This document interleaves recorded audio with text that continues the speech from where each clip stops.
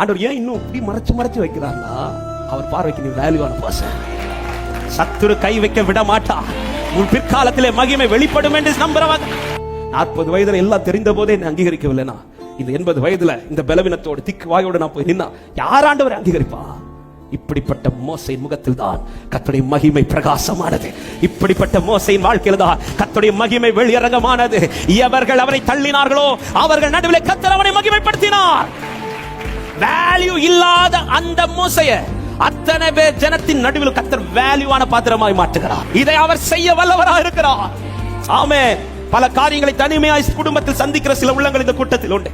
பல காரியங்களை பிறப்பிலிருந்தே சந்திக்கிற சில உள்ளங்கள் இந்த கூட்டத்தில் உண்டு. பல காரியங்கள் எல்லாருக்கும் ஒரே போல சூழ்நிலை இருக்கும்போது எனக்கு மட்டும் சூழ்நிலை மாறி மாறி இப்படி வந்துட்டு இருக்குதுன்னு சந்திக்கிற கூட்டங்கள் உண்டு. பல இடத்துல நிற்க முடியாமல் ஒளிந்து நிற்கிற கூட்டம் உண்டு. ஹல்லேலூயா. கொஞ்ச நாள் நான் பலமோடு வளர்ந்தேன், ஆனா இப்போ எனக்கு எல்லாமே பலவீனமாய் தான் மாறிக்கொண்டிருக்கிறது என்ற கூட்டம் உண்டு.